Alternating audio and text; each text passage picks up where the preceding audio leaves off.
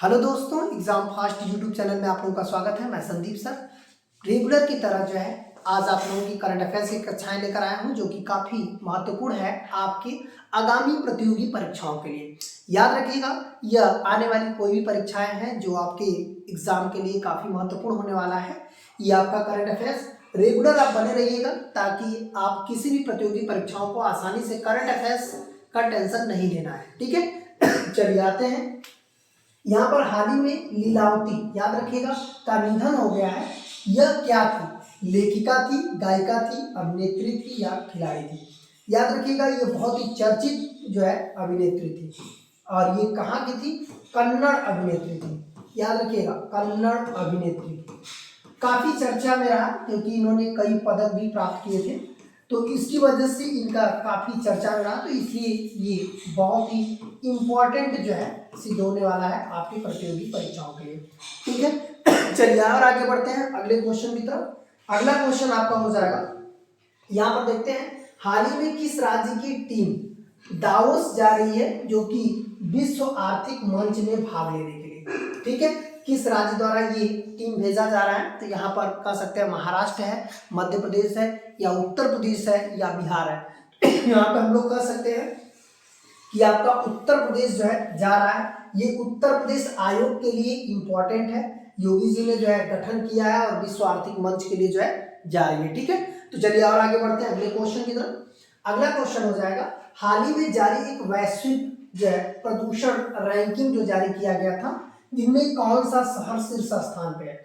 इसका मतलब है पूरे विश्व में प्रदूषण के माने में आप देखे होंगे कि अधिकांश चीन के ही शहर आगे होते थे, लेकिन अभी हाल ही में एक रिपोर्ट आई है जिसमें बदल गया।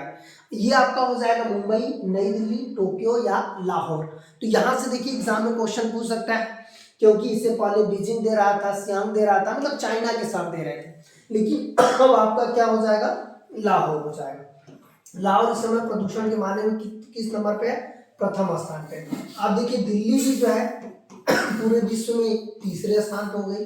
फिर आपका चाइना का एक शहर है जो दूसरे स्थान पे है। तो ऐसे में आपका काफी महत्वपूर्ण हो जाएगा आपकी परीक्षाओं में, जो कि आपने दिल्ली में देख रहे हैं फॉग को लेकर के काफी बड़ा चर्चा में रहता है। तो चलिए और आगे बढ़ते हैं अगले क्वेश्चन की तरफ। अगला क्वेश्चन हो जाएगा, हाल ही में किसके द्वारा नए भारत का सामवेद, ध्यान रखिएगा एक किताब है नए भारत का सामवेद पुस्तक का विमोचन किया गया। इस किताब का विमोचन जो है किसके द्वारा किया गया? ये क्वेश्चन दे सकता है। ये प्रधानमंत्री नरेंद्र मोदी द्वारा, या पूर्व राष्ट्रपति रामनाथ कोविंद, या गृह मंत्री अमित शाह, या रक्षा मंत्री जो है आपका राजनाथ सिंह। ठीक है, तो ये हो जाएगा पूर्व राष्ट्रपति हमारे जो है रामनाथ कोविंद ने इस पुस्तक का विमोचन किया। यह पुस्तक एक धार्मिक दृष्टि से है जो कि काफी महत्वपूर्ण है। इसकी वजह से यहाँ पर ये क्या हो सकता है, काफी इंपॉर्टेंट साबित हो सकता है आपके परीक्षाओं के लिए, ये इंपॉर्टेंट फैक्टर माना जा सकता है। ठीक है, तो चलिए और आगे बढ़ते हैं अगले क्वेश्चन की तरफ। अगला हो जाएगा, दक्षिण एशिया के किस देश में मलेरिया के 66% मामले पाए गए? इसका मतलब वर्ल्ड में जो 100% मामले हैं उसका 66% मामला एक ही देश में पाया गया।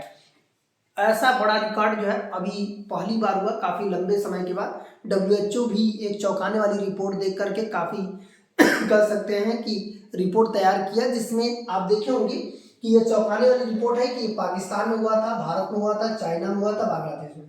तो आप देखे होंगे कुछ दिन पहले भारत में अचानक मलेरिया से टाइफाइड हो रहा था, कुछ लोगों को डेंगू हो रहा था, लेकिन उसका शुरुआती चरण मलेरिया ही था। इसका मतलब है कि हर घर में प्रत्येक व्यक्ति कहीं ना कहीं, हर घर में एक कैंडिडेट तो पूरे भारत में जान लीजिएगा बीमारी था। इसका मतलब उस माह में आप देखे होंगे, इससे पहले अक्टूबर और नवंबर का माह था जिसमें रिपोर्ट आई थी। तो ये काफी चौंकाने वाली रिपोर्ट है कि जो 66% मामले कहाँ पर देखे गए? भारत में देखे गए। चलिए और आगे बढ़ते हैं अगले क्वेश्चन की तरफ।